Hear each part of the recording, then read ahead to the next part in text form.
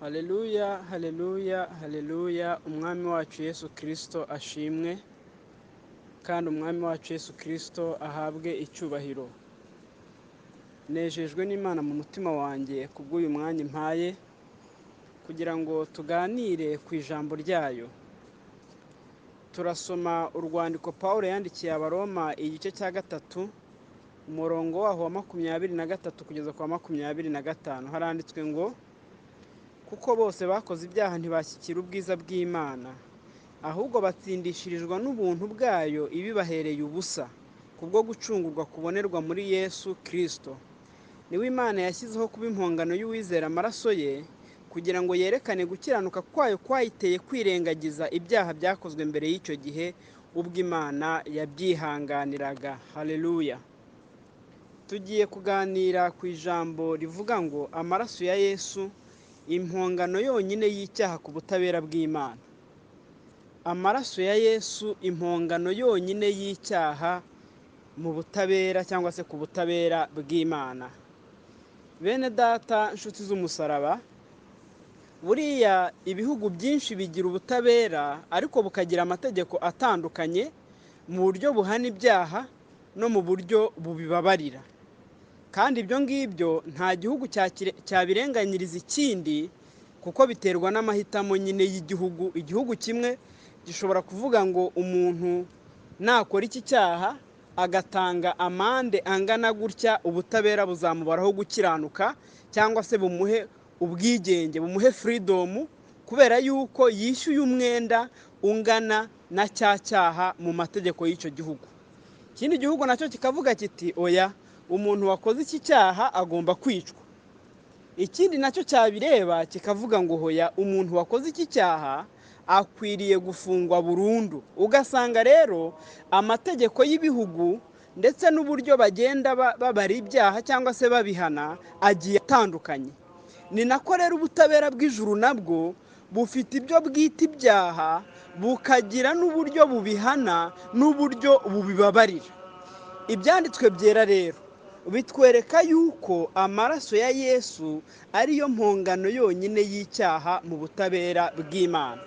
Nta mirimo ushobora gukora ngo igukize icyaha muri buno butabera turi kuvuga.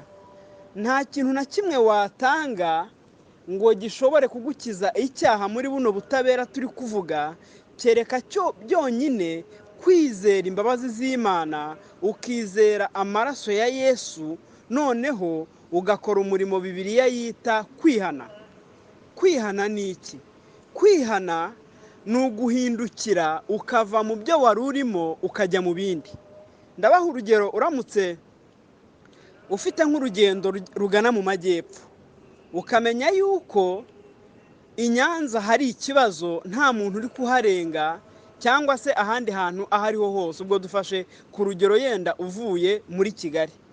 Icyo gihe ugahita ufata icyemezo ukavuga ngo gahunda nari ngiye gukorera mu majyepfo, nzi neza yuko ngiye no kuyikorera mu majyaruguru byakunda, ugahita uhagarika konvoyeri, kera bakibaho, warangiza ukamwishyura, ugasubira inyuma, ugafata iyindi modoka ikujyana ahandi. Icyo nicyo twagereranya no kwihana. Umuntu wihannye, hari ukuntu abantu bakubwira batari ko tuzajya dukora ibyaha nyuma tubyihane. Oya, ntabwo icyo ngicyo cyitwa kwihana, ahubwo icyo ngicyo umuntu aba yicujije, cyangwa se umuntu hari n'igihe utaba wicujije, ahubwo ukaba warakoze ikintu bita kumenyera Imana.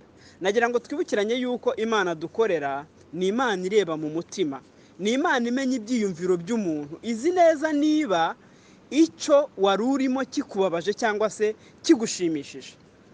Ariko tutagiye kure, turi gusobanura kuri iki kintu cyitwa kwihana, nagira ngo noneho turebere hamwe umurimo wa Yesu ku musaraba n'ukuntu yadukijije urubanza rw'ibyaha. Hari amagambo ageze kuri 3 hano Pawulo yakoresheje mu rwandiko twasomye. Yabanje aratubwira ngo kuko bose bakoze ibyaha ntibashyikira ubwiza bw'Imana. Mu gipimo cy'ijuru, mu gipimo cy'ubutabera bw'ijuru nababwiye, ibyanditswe byera bitubwira yuko abantu bose bakoze ibyaha. Ndetse n'ikimenyimenyi iyo usomye uru rwandiko Pawulo yandikiye abaroma rukagaragariza yuko kimwe mu bintu byerekanye yuko abantu ari abanyabyaha ari uko Imana yabahaye amategeko bakananirwa kuyitondera, kuko ngaho amategeko ari niho icyaha nacyo kiboneka. Noneho bigaragaza rero yuko abantu bose bakoze icyaha, noneho ntibashyika ku rugero kuri standard y'ubumana yo gukiranuka. Noneho Imana nanone igiye muri bwa butabera bwayo isanga nta kindi kintu icyo ari cyo cyose kibasha gukemura icyo kibazo uretse amaraso y'umuntu utariho urubanza. Haleluya! Ayo maraso rero nta kindi kiremwa cyari gifite ubushobozi bwo kuyatanga, kuko nk'uko tubibonye umuntu we yamaze gucirwaho iteka, kandi uwo muntu niwe ushaka gukizwa, niwe ushaka gukurwa muri za ngorane yashyizwemo n'icyaha. Imana rero imaze kubona yuko nta muntu uri karifiye, uri kuri icyo kigero, uri qualified cyo kuba yakora uwo murimo, nicyo cyatumye ifata icyemezo cyo gutanga umwana wayo. Ijambo ry'Imana mu butumwa bwiza bwa Yesu ko bwanditswe na Yohana ku gice cya 3 ku murongo wa 16 riravuga ngo kuko Imana yakunze abari mu isi cyane byatumye itanga umwana wayo w'ikinege, kugira ngo umwizera wese atarimbuka ahubwo ahabwe ubugingo buhoraho. Uyu mwana rero yaje gukora iki? Ikintu cya mbere tubonye yuko byavuye mu rukundo rw'Imana. Haleluya! Ubutabera bw'Imana bwari bwaciriyeho abantu iteka, ariko nanone urukundo rwayo rwumvaga rushaka umuntu. Ibyo bituma noneho hongera gushakirwa indi ngingo yagarura umuntu wari wakoze icyaha, ari urukundo rw'Imana rutabangamiwe ndetse n'ubutabera bw'Imana butabangamiwe. Haza kuboneka ingingo y'uko haramutse habonetse amaraso y'umuntu udafite urubanza. Kubera iki umuntu? Ni ukubera yuko yaraje gucungura abantu, yagombaga kuduhagararira muri byose, kandi ibyo byari bukunde gusa ari uko bikozwe na mugenzi wacu cyangwa se na mwene wacu. Nicyo cyatumye Imana yemera yuko umwana wayo amanuka akaza mu isi akambara umubiri w'umuntu kugira ngo azabashe gucungura umuntu. Haleluya! Aha rero niho turi gukura ijambo rivuga ngo mu butabera bw'ijuru amaraso ya Yesu niyo mpongano yonyine y'icyaha. Mbese wowe tutarajyana kure urumva hari undi wari bubishobore? Ntawe.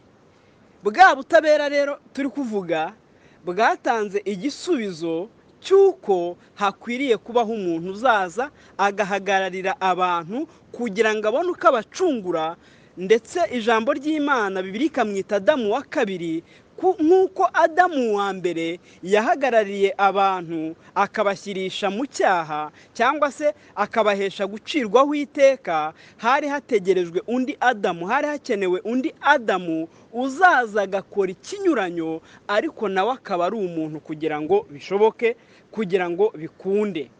Umwanditsi wandikiye Abaheburayo arababwira ngo mu mategeko y'Imana cyangwa se mu butabera bw'Imana ntago hashobora kubaho kubabarirwa icyaha hatabanje kubaho kumeneka kw'amaraso. Ubwo izo ni kode, ni amategeko y'ijuru. Nubwo twaba tutayasobanukiwe, reka nkoresha iryo jambo, ariko ntacyo dufite cyo kongeraho. Nabahaye urugero ndi gutangira ndababwira ngo n'amategeko yo mu bihugu abatandukanye, abantu bakayashyiraho bitewe n'impamvu zabo, bitewe n'uko bicaye bakabona yuko ari uko nguko bikwiriye kugenda. Imana rero itanga umwana wayo w'ikinege. Aje Pawulo yavuze ibintu bitatu yadukoreye. Ikintu cya mbere ijambo ry'Imana yavuze yuko yaduhesheje gutsindishirizwa. Gutsindishirizwa ni iki? Gutsindishirizwa naryo ni ijambo rikoreshwa mu mategeko iyo umunyabyaha yagaragaweho ibyaha kandi abyemera, ariko hakaboneka umuntu wakwemera kwishyiraho ibyo byaha, kandi uwo muntu akaba afite mu nshingano wa munyabyaha.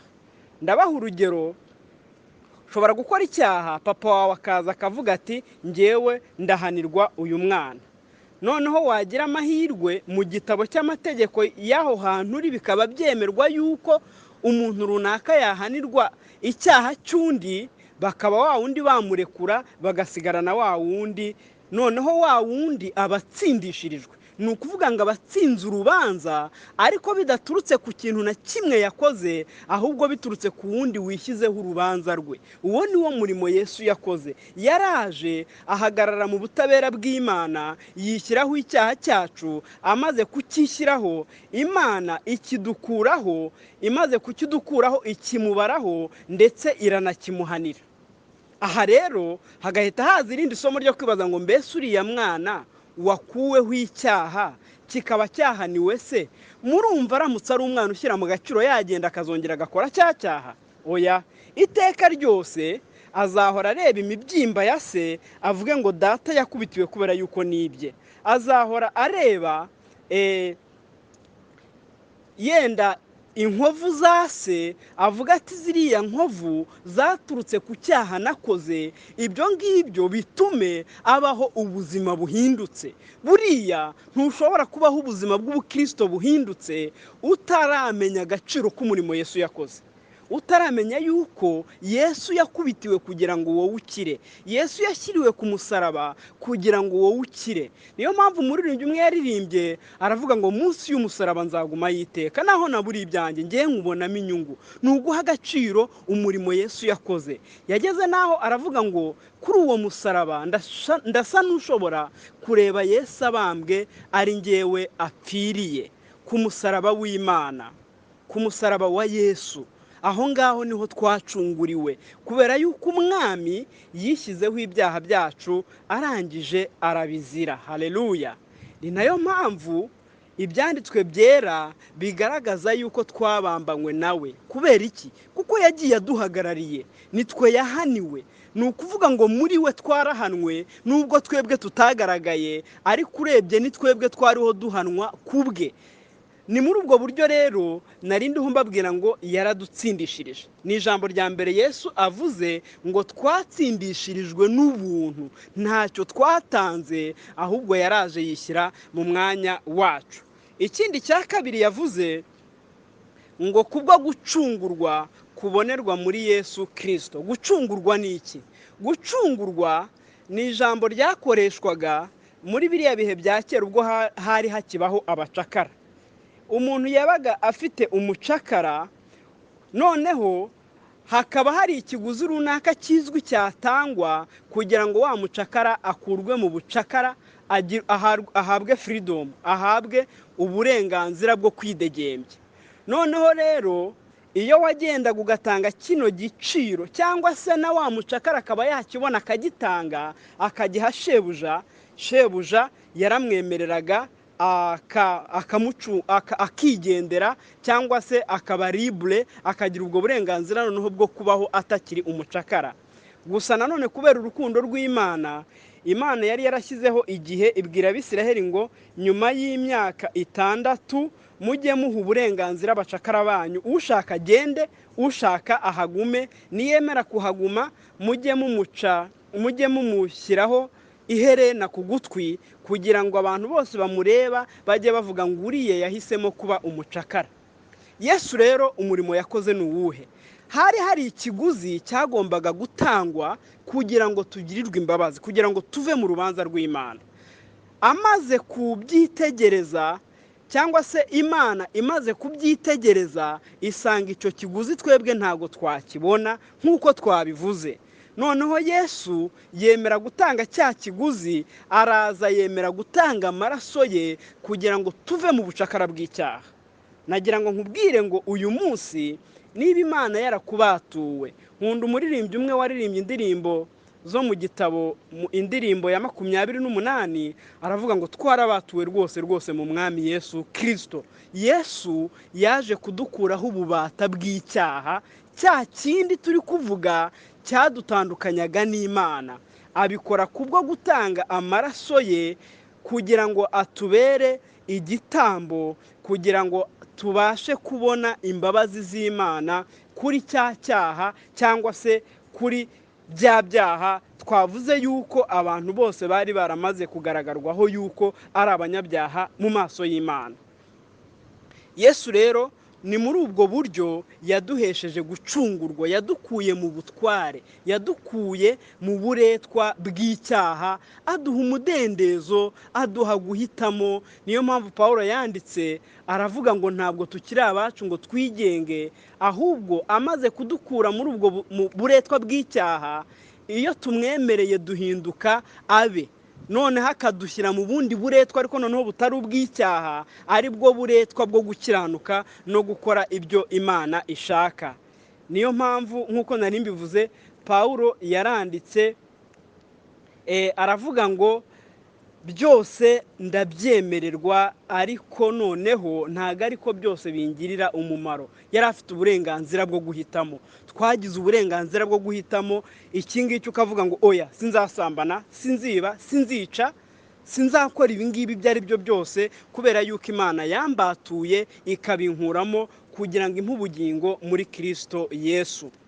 Undi murimo wa gatatu rero, uyu ni uwa kabiri, twahereye mu rwego rw'amategeko, tubona uko Yesu yadukijije, tubona uko Yesu yahuje n'itegeko ry'Imana ryaduciragaho iteka, akadutsindira, akatuburana, akadutsindira, agahabwa uburenganzira bwo kuduhagararira, ndetse agahabwa uburenganzira bwo kudutsindishiriza imbere y'Imana.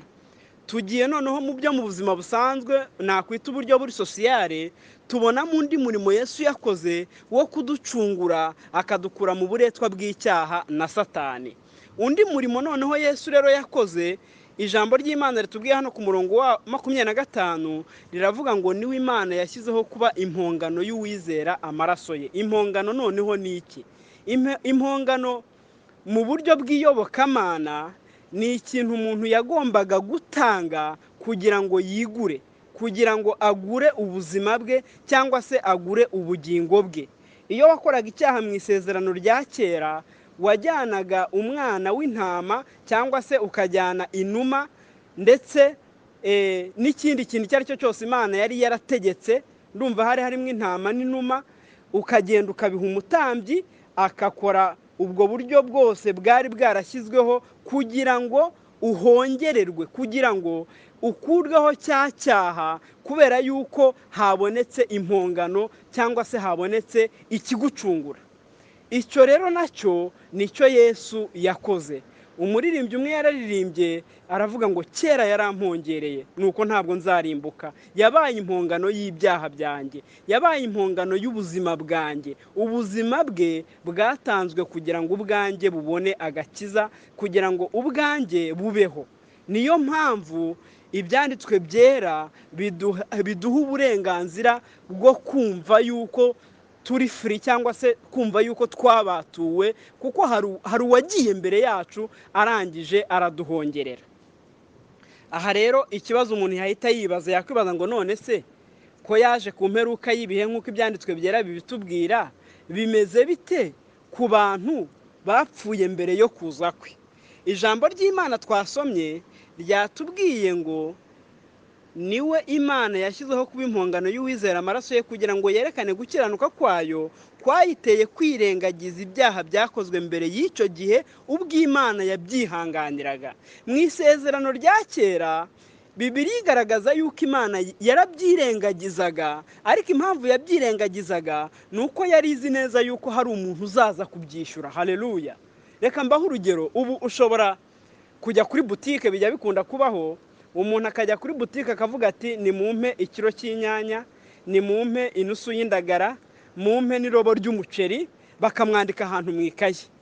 Ikintu kiba giteye uriya muntu kujya gusaba umwenda, nuko aba yizera yuko yenda ku kwezi azabona umushahara, cyangwa se hakaba hari umuntu wamubwiye ati mu mpera z'uku kwezi nzakoherereza 5 cyangwa se nzakoherereza agafanta. Icyo cyizere kikamuhesha kugenda akaba afashe imyenda, noneho umucuruzi nawe akabyihanganira kuko azi neza yuko azishyurwa. Mu isezerano rya kera rero bakoraga ibintu bigaragaza, ni nko kuvuga ngo iki cyaha cyanjye hari amaraso azameneka, noneho namara kumeneka gikurweho kibabarirwe burundu. Imana rero yari imeze nk'iri gufata imyenda kugeza ku gihe umucunguzi azabonekera akaza akitambira ibyaha by'abari mu isi bose. Haleluya! Amaraso ye akaduhanaguraho ibyo byaha twakoze byose. Bariya rero babikoraga mu buryo bw'igishushanyo, ariko berekana yuko hari umucunguzi wizewe, berekana yuko hari umucunguzi witezwe. Ni muri ubwo buryo Yesu, ijambo ry'Imana rivuga yuko ari umuhuza w'isezerano rya kera n'irishya. Ni muri ubwo buryo Yesu yabashije kuba igitambo cy'abari mu isi yose. Gusa twebwe kuko twagize umugisha akaba yaraje, ntabwo tugikoresha ibishushanyo, ntabwo tugikoresha uburyo bwo kuvuga ngo uzajyana intama, uzajyana inuma cyangwa se n'ikindi kintu icyo ari cyo cyose kugira ngo uhongererwe, ahubwo amaraso ye yamenetse aduhesha kwegera intebe y'ubuntu bw'Imana tudatinya. Waba wakoze icyaha kubw'ubucuti ufitanye n'Imana ukayibwira ngo Mana mbabarira. Haleluya! Buriya hari intambwe umuntu wihana aba agomba gutera kugira ngo yakire imbabazi z'Imana, ariko nanone kuko twavuze yuko kwihana bisaba ko umuntu ahinduka by'ukuri cyangwa se aba ari mu cyerekezo cyo guhinduka, hari n'ibindi bintu bishyigikira iryo hinduka. Umwami Yesu yaravuze ngo nujya gutanga ituro ryawe ukibuka yuko hari mwene so mufite icyo mupfa, uzabanza usiga ituro ryawe imbere y'igicaniro, ugende wiyunge na mwene so, noneho nimumara kwiyunga ugaruke utange rya turo ryawe. Bishatse kuvuga ngo iki? Bishatse kuvuga ngo Imana ishaka yuko tubana n'abantu bose amahoro. Imana ishaka yuko tuyikorera ariko twamaze gukemura ibibazo dufitanye n'abantu. Nkunda ijambo ryanditse mu gitabo cy'Abacamanza, umwanditsi yanditse aravuga ngo kure y'induru z'abarasana, ngo aho bavoma amazi aba ariho abantu bazajya bavugira ibyo gukiranuka by'Uwiteka. Iyo wamaze kwitandukanya n'induru z'abantu, abo urimo amadeni, abakugiriye nabi n'abo wagiriye nabi, ibyo byose uba ugomba kwitandukanya nabyo kandi mu buryo buzima. Bikagusaba yuko abo wagiriye nabi ubasaba imbabazi, noneho abakugiriye nabi ukabababarira. Warangiza wava muri izo nduru ukabona ukajya imbere y'Imana ukayihimbaza, ukavuga kwera kwayo, ukavuga gukomera kwayo, ukavuga gukiranuka kwayo, ukavuga imirimo yayo, kubera yuko wamaze kwitandukanya n'ibyaguciraga urubanza. Aha rero niho nari nkuye ijambo rivuga ngo iyo umuntu yihana, niba hari umuntu mufite icyo mupfa, uba ukwiriye kumusanga ukamubwira ngo mwene data mugenzi wanjye narakubabaje mbabarira. Birumvikana kandi yuko urabanza ukiyuzuza n'Imana. Kwiyuzuza n'Imana ntago bigoye iyo ufite uwo mutima uha agaciro ubucuti ufitanye n'Imana, ukabuza umurimo Yesu yakoze. Urwo rukundo ukunze Imana rutuma ubwira Imana ngo mbabarira, nakosheje, nakoze icyaha, ntabwo nitwaye neza, ukihana imbere yayo. Ibyo nta nubwo bisaba yuko uba uri mu bantu benshi cyangwa bakeya, ahubwo ubikorera aho ubimenyeye, kubera yuko Imana ibera hose icyarimwe.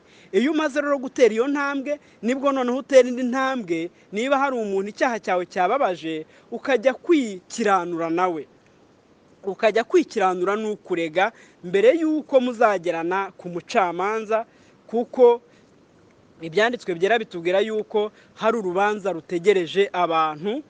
Kandi ni nako Salomo yanditse aravuga ngo byose byarumviswe, aha gisigaye ni uko twakubaha Imana, kubera yuko Imana izazana ikintu cyose n'umurimo wose mu rubanza.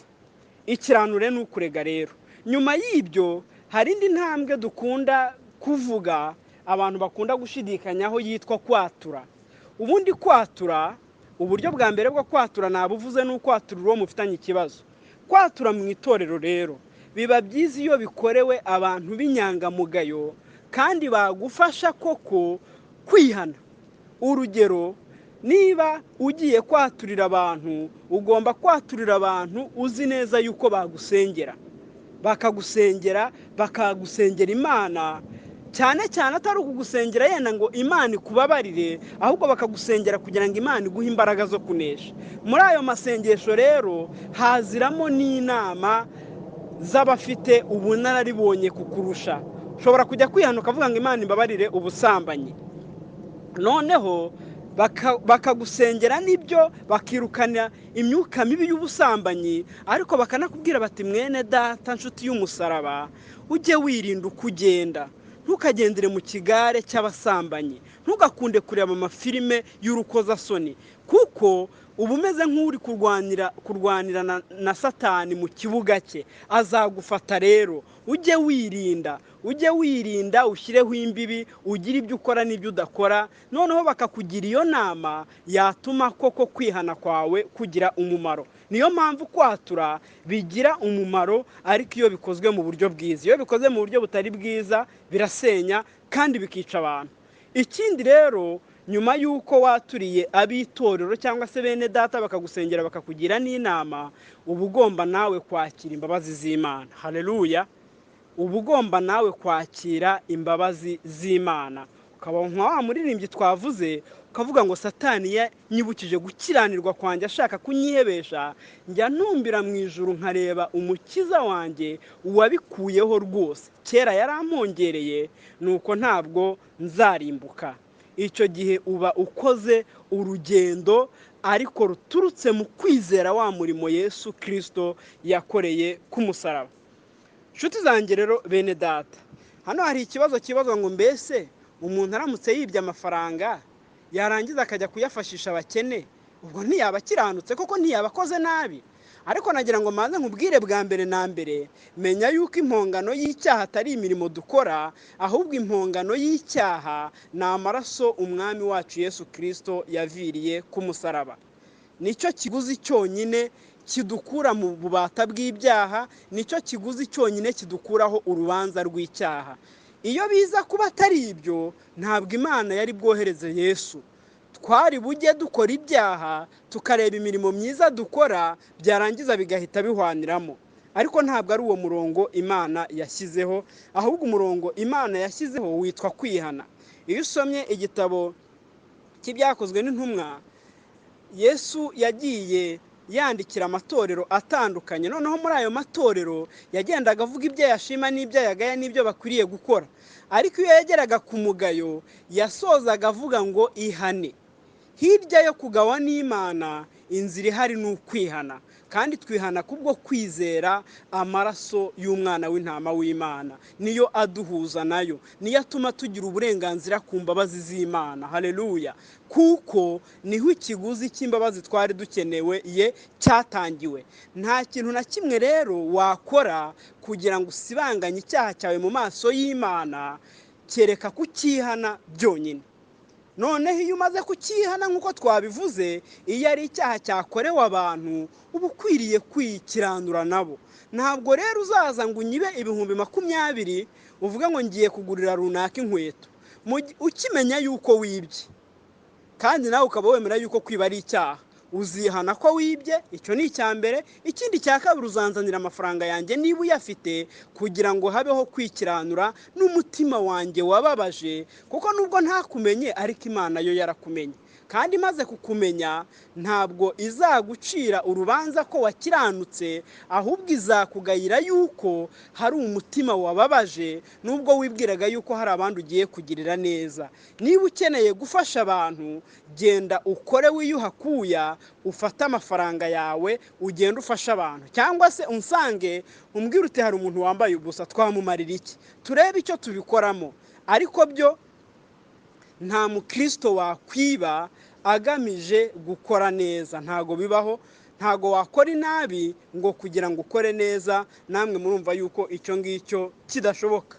Ariko aho kidashobokera hanini nuko nk'uko nabibabwiye, impongano y'ibyaha byacu ni amaraso ya Yesu, kandi uburyo bwonyine tuhabwa kugera kuri ayo maraso no kubabarirwa nuko twemera kwihana, nuko twemera kwakira imbabazi z'Imana. Kuko mu kwihana kwacu tuba turi kwakira imbabazi z'Imana. Imbabazi zo zirahari, zaratanzwe. Uwapfuye yarapfuye, yapfiriye ibyaha n'ibicumuro byacu, ariko ikiduhuza nawe ni ukwemera yuko, ni ukwizera uwo murimo yakoze, twarangiza tukemera kumwumvira. Hari urugero njya nkunda gutanga muri bino bintu, kuko ni ibintu uba wumva byo mu rwego rw'amategeko y'ijuru. Ntabwo ari ibintu dukwiriye gufata mu buzima busanzwe ngo wumve nyine ngo yarapfuye. Oya, hari amategeko runaka byakurikije, aba mu gukiranuka kw'Imana, aba mu itegeko nshinga cyangwa se mu mabwiriza agenga ubwami bw'Imana. Uramutse yenda ukoze adopsiyo hamwe n'umufasha wawe mukadobuta umwana, ikintu cya mbere basaba mu mategeko, basaba niba mubyemeranywaho. Iyo udahari, nge byambayeho kubera yuko ntari ndi mu rugo, nandika proclamation ndasinya, ndavuga ngo madamu azabikore, kandi arabikora ndetse birakunda nubwo ntari impari. Kuba ntari impari rero ntago bikuraho yuko uwo murimo nanjye undiho, ndetse uwo mwana aramutse agize icyo aba, amategeko yamurengera, ntago yajya ku ruhande rw'umufasha gusa ngo nuko ntari impari. Ahubwo kuba narabyemeye bingira umwe nawe, bikaduhesha kubyitwaramo neza twembi. Ni nako kugira ngo uyu murimo Yesu yakoze utubarweho, bidusaba kuwizera. Haleluya! Iyo uwizeye nawe uba ubaye umwe na Kristo, ni ukuvuga ngo ibyakozwe byose nawe bikubarwaho. Ni nayo mpamvu mu Kristo aba yaranafashe icyemezo cyo kwirengera ingaruka zabyo, kuko murabizi yuko hari igihe umuntu akizwa bikamuviramo intambara, bikamuviramo ibibazo, kimwe nuko yakizwa bikamuviramo ibisubizo, burya nabyo bibaho. Ibyo byose rero twabyita ingaruka z'agakiza umuntu aba yakiriye, twabyita ingaruka za wa murimo Yesu yakoze, uba wizeye yuko ukugirirwaho, kubera yuko nk'uko nabibabwiye, abamwizeye bose bapfanye nawe kandi bazukana nawe kubwo kwizera icyo gikorwa yakoze. Imana rero ibaha umugisha. Ndumva twasoza, twariho tuvuga ngo amaraso ya Yesu niyo mpongano yonyine y'icyaha mu butabera bw'Imana. Ntabwo watanga ibintu byinshi ngo usibanganye icyaha wakoze, ntabwo byakunda. Kandi uretse no mu butabera bw'Imana no mu butabera bw'abantu, ibintu byose bikorwa hagendeye kuri kode ibigenga, ntabwo bikorwa hagendeye ku buryo umuntu abyumva. Niba itegeko rivuga yuko uwakoze iki cyaha ahanwa igifungo cy'umwaka, icyo gihe nyine uzajya muri gereza urangize cya gifungo. Ariko riramutse rinakwemerera yuko hari ibintu uzatanga ugakira, nabyo ni byiza. Ariko mu mategeko y'ijuru ntago ari uko nguko bimeze, ahubwo bidusaba kwizera umurimo Yesu yakoze, noneho twamara kumwizera tukemera kugengwa nawe no gutegekwa nawe, ibindi tukagenda tubibonera mu rugendo. Za mbabazi dukeneye ko tuba twabonye access cyangwa se uburenganzira bwo kuzigeraho, tukagenda tuzihabwa uko tuzikeneye, uko tuzifuza, kuko urugendo ruba rugikomeje. Ndashoje rero, Imana ibaha umugisha, kandi ndumva bisobanutse. Uwazagira ikibazo yakimbaza. Murakoze.